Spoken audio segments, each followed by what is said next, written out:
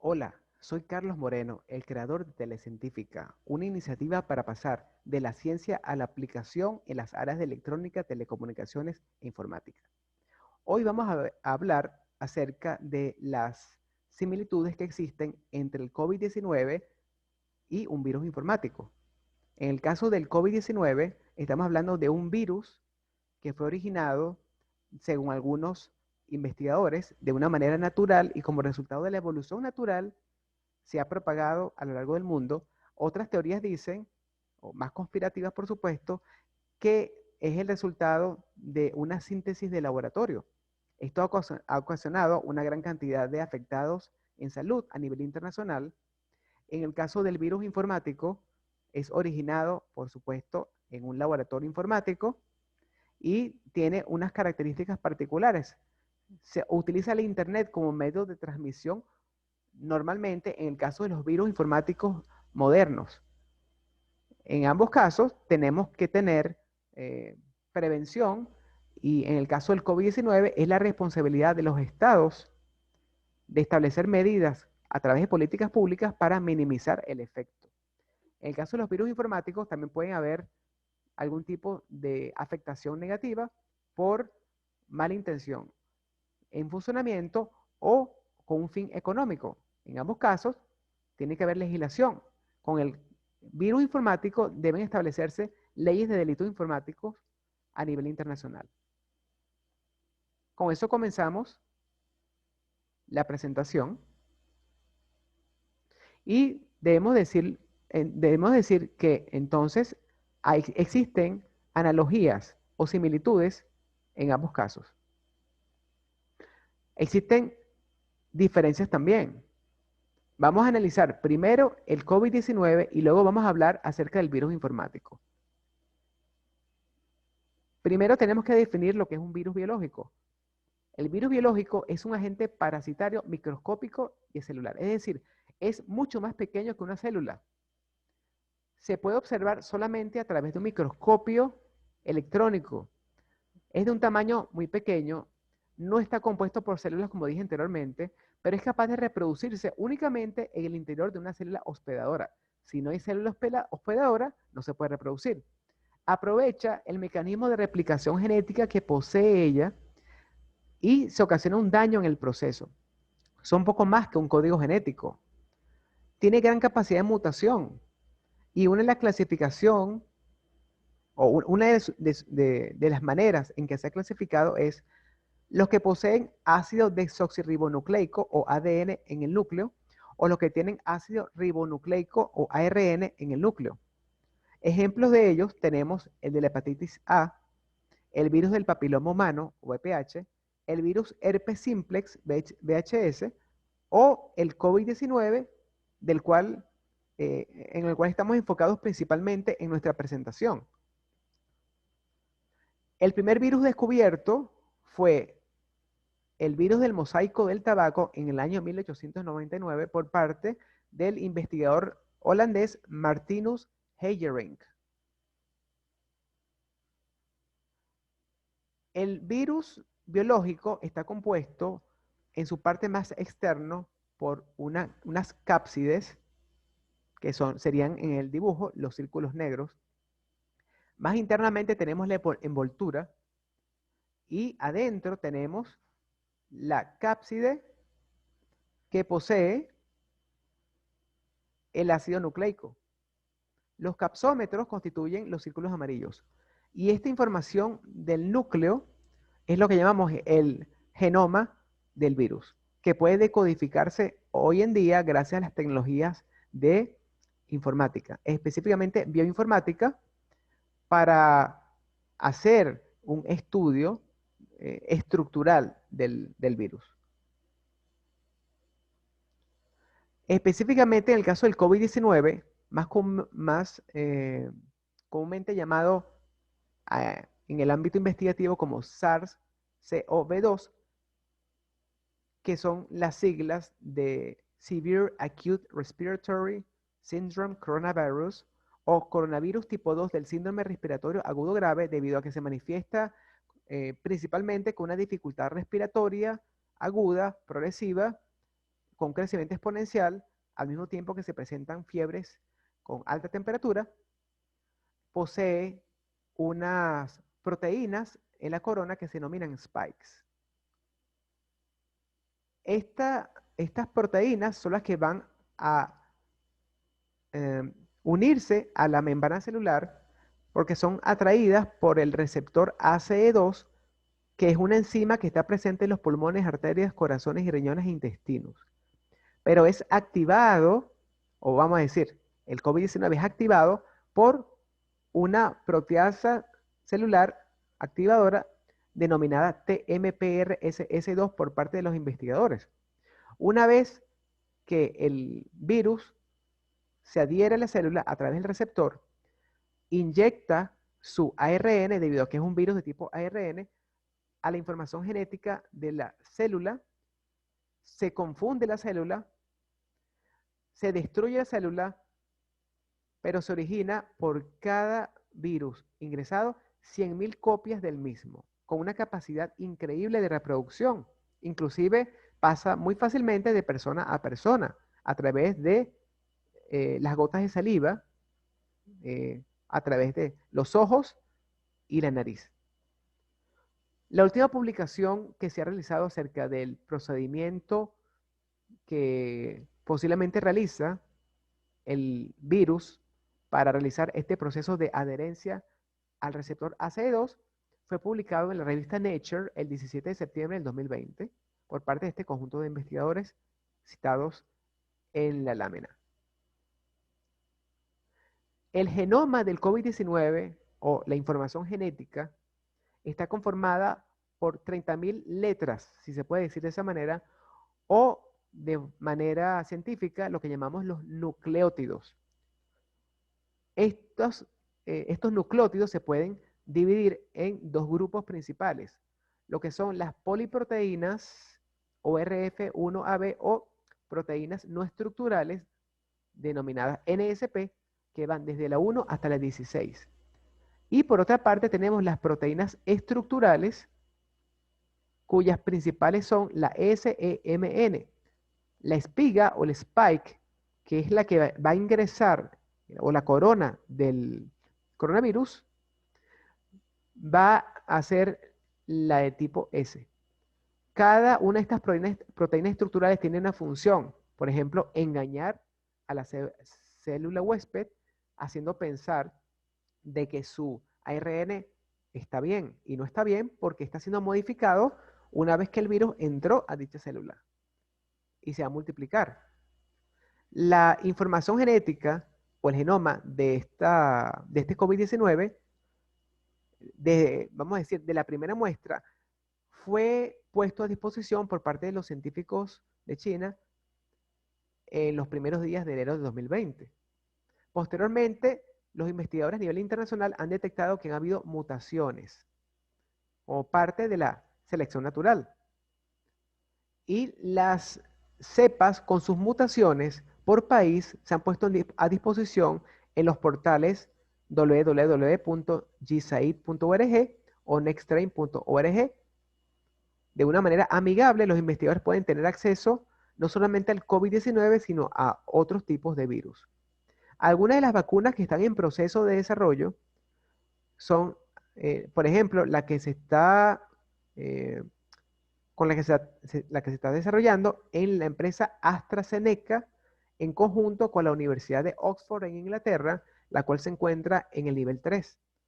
En caso de la vacuna necesitamos 4 niveles para que posteriormente sea comercializable a escala mayor, internacional. Por otra parte, tenemos de la empresa Moderna en Estados Unidos. En el caso de la empresa AstraZeneca y la Universidad de Oxford, la vacuna es un virus de la gripe del chimpancé a la cual se inyectó una parte del ARN del virus COVID-19 con la finalidad de engañar al sistema inmunológico de las personas, del ser humano, para que se produzcan los anticuerpos necesarios para, de alguna manera, mitigar ese efecto. Ahora, en el caso de los virus informáticos, tenemos que hablar primero de lo que es el malware informático, que es un término más general. Malware significa software dañino o malicious software. Es cualquier tipo de software que realiza acciones dañinas de forma intencionada, al contrario del software defectuoso. Es decir, de una manera premeditada, se realizan códigos informáticos que van a realizar estas acciones. Esto sin el consentimiento del software del usuario, ni del sistema operativo, ni de los programas. El primer virus de la historia fue Creeper en la ARPANET antes de la Internet. ARPANET es el antecesor de la Internet, porque debemos recordar que la ARPANET era una red que interconectaba los sitios de la Internet durante la Guerra Fría, previniendo un ataque a varios nodos, de tal manera de que los paquetes de datos podían moverse a través de diversos caminos. De ahí nació lo que llamamos la conmutación de paquetes. Creeper nació en el año 1971 y fue creada por parte de la empresa BBN Massachusetts, quien en la ARPANET hizo una prueba solamente. No se hizo con una intención maliciosa, sino para comprobar que efectivamente se podían realizar códigos sencillos que podían replicarse en las máquinas de una red de computadoras. El malware tiene dos grandes grupos. Aquel software de tipo malware que necesita un programa host o huésped para trabajar. Y tenemos el independiente, por otra parte, que no necesita un programa host para trabajar. En el caso de los que necesitan un programa host o huésped, tenemos los troyanos y los virus propiamente. En el caso del malware independiente, tenemos los gusanos y los bots. En el caso de los troyanos, son programas informáticos que aparentan no tener ningún tipo de peligrosidad.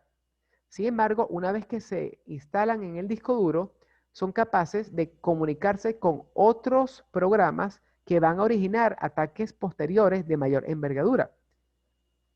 Existen troyanos, por ejemplo, o se pueden copiar a través de las redes P2P cuando estamos bajando archivos de las redes P2P, cuando estamos ingresando a correos electrónicos, digamos, a los attachments o a archivos adjuntos sin conocer el origen, o porque accedemos a una página web de la cual no conocemos, o a través de ingeniería social. Vamos a decir, todo esto tiene que ver con ingeniería social. Se engaña al operador, a la persona, para que él baje estos archivos o acceda a esas páginas web. El troyano tiene su nombre heredado de la mitología griega, cuando en la Odisea de Homero hablan del caballo de Troya. El caballo de Troya entró a la ciudad de Troya, aparentemente era inofensivo, era un regalo, era muy bonito, pero dentro del caballo de Troya estaban ejércitos de aqueos, los cuales salieron del caballo, destrozaron Troya y luego abrieron la puerta de la ciudad para que ingresaran más aqueos. Eso es una analogía con el caso del COVID-19, con la cual hay un ingreso de un virus a la membrana y le inyecta el ARN. Vieron que hay como una similitud hasta cierto punto en ese comportamiento. Y por otra parte tenemos los virus que son, digamos, tienen un comportamiento menos peligroso, pero de alguna manera puede influir sobre el comportamiento del computador. Tenemos también de tipo independiente el gusano, el cual se va a replicar, al igual que el virus. Lo que pasa es que en el caso del gusano, él se replica a través del correo electrónico. Y los virus, como tal, informáticos, sin considerar el troyano, se pueden multiplicar con un pendrive, por ejemplo.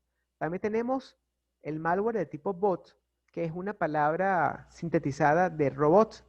Constituyen códigos pequeños que se encuentran alojados en diversos puntos de la red y tienen funciones de una manera colaborativa, grupal, y pueden realizar ataques, por ejemplo, de tipo cryptojacking, por ejemplo, para causar o producir un efecto de minado de criptomoneda sin el consentimiento del usuario de una máquina, lo cual va a consumir recursos de la misma y se va a colocar, vamos a decir, va a trabajar más lentamente.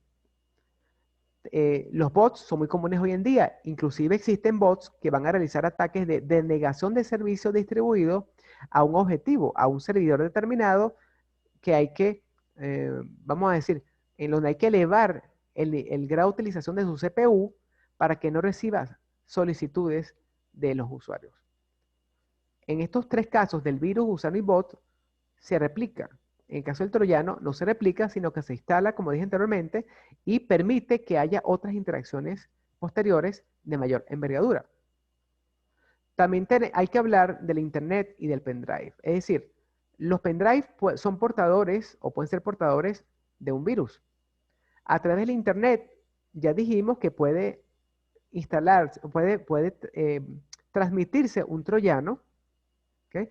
Existen algunos puntos de la Internet que se llaman hotspots, que son colocados por parte de investigadores informáticos para atraer el efecto de estos troyanos, de tal manera que se pueda detectar dónde están trabajando. Esto puede ser equivalente al funcionamiento del activador y al receptor en el COVID-19. Es decir, se llama la atención para que los troyanos de alguna manera entren a través de Internet, ¿verdad? Y el honeypot va a servir como una carnada para ellos.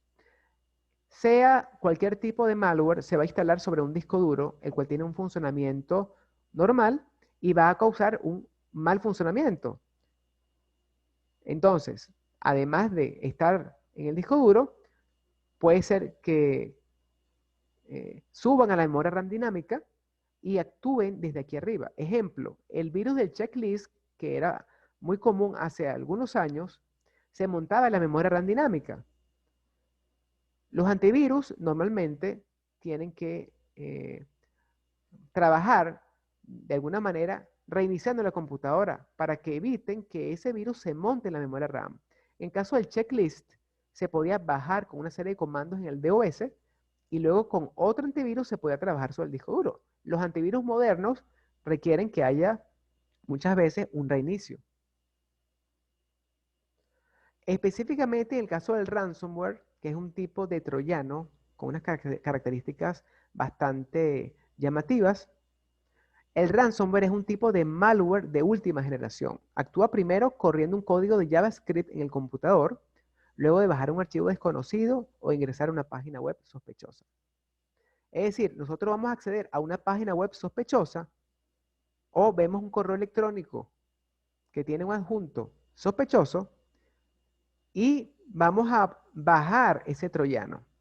Hay tres tipos de ransomware que son los más famosos, el WannaCry, el Torrent Locker y el TeslaCrypt. El WannaCry causó un efecto devastador sobre computadoras de la empresa Telefónica hace algunos años y sobre bancos ingleses. Es responsabilidad de los estados también velar por la seguridad de las organizaciones, porque hay muchos clientes que tuvieron problemas de conexión con sus cuentas bancarias. Por ejemplo, una vez que el troyano ingresa, hay dos tipos de ataques. El de acceso, una vez que hubo el de reconocimiento, el de reconocimiento de ataque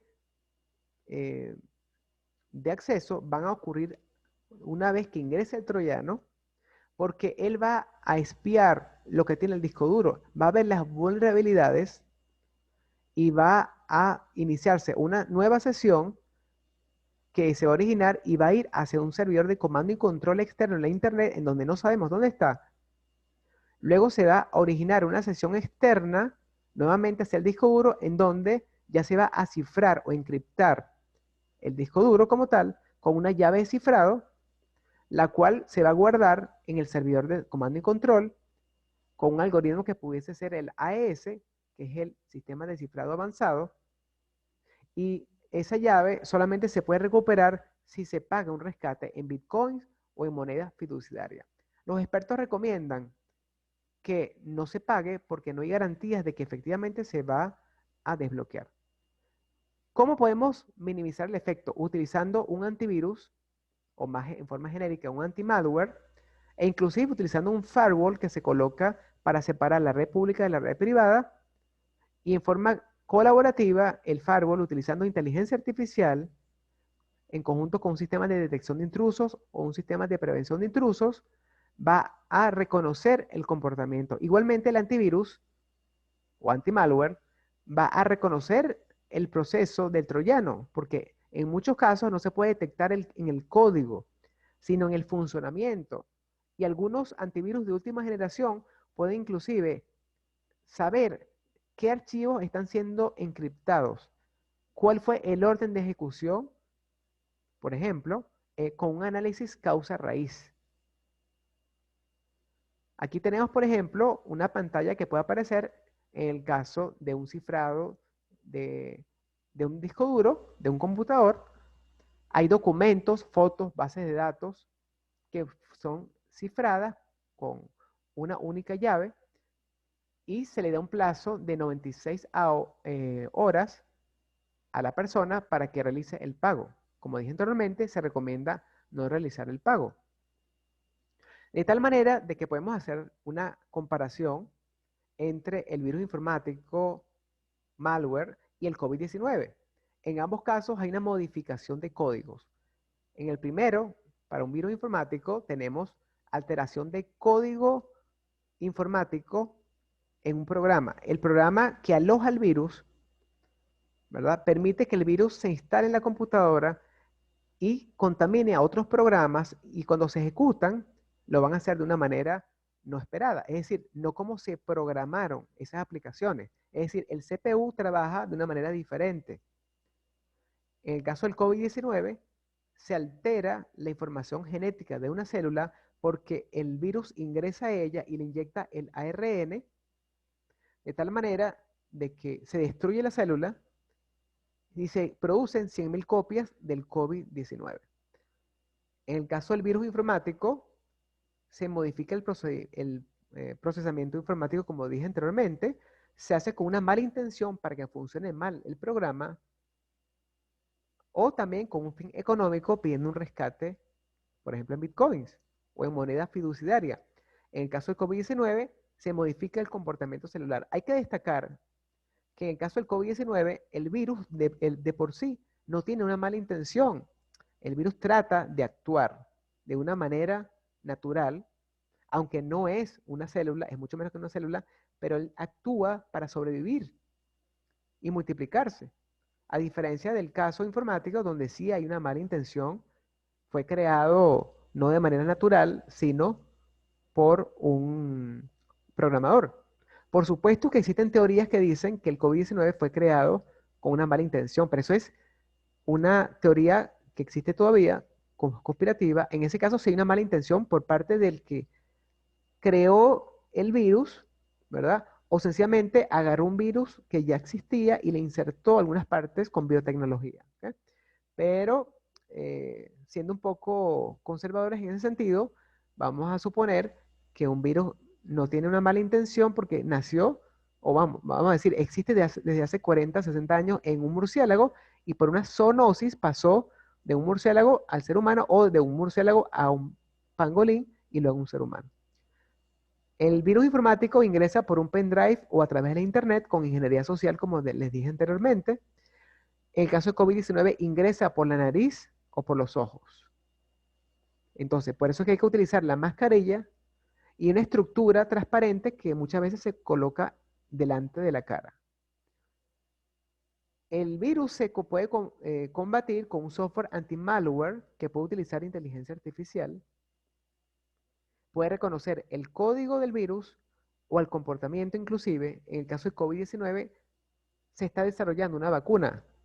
Esa vacuna, también hay que decir que gracias a la inteligencia artificial se puede diseñar a nivel de laboratorio informático. Antes de sintetizar la vacuna, se hace una simulación. En ambos casos utilizamos inteligencia artificial. El virus informático, vamos a decir que eh, existen versiones diferentes del virus. Es decir, existen varios tipos de ransomware, como dije anteriormente. El Tesla Crypt existe el WannaCry, cada uno funciona de una manera diferente. En el caso de COVID-19 pueden mutar. ¿Por qué? Porque todo virus puede mutar por las condiciones eh, del ambiente, por lo que llamamos la selección natural. En el caso del virus informático, pudiésemos hablar de una selección artificial. En el caso del virus COVID-19 es una selección natural. Para el virus informático se puede prevenir con un AMP o una protección avanzada de malware en conjunto con un sistema de detección de intrusos o un sistema de protección de intrusos que es más proactivo que el IDS. Ambos casos tienen que detectar los tipos de ataques que existen desde el exterior. En el caso de ransomware es bastante importante porque va a haber un cifrado. Hay que establecer políticas de seguridad en la organización. Y en el caso de COVID-19, se previene evitando el acceso con la mascarilla o la estructura transparente que se coloca en la cara o con una vacuna de tipo ADN o ARN, dependiendo, en el caso del COVID-19, por supuesto, es el caso ARN. Con esto culminó la presentación. Espero que les haya gustado esta comparación entre ambos casos. Si te gustó el video, ponle like aquí, aquí abajo. Si quieres suscribirte, puedes hacerlo para que veas los videos del canal Telecientífica. Y si quieres recibir en tiempo real nuevos videos, nuevos avisos, puedes presionar aquí arriba en la campanita. Muchas gracias por tu asistencia. Nos vemos pronto.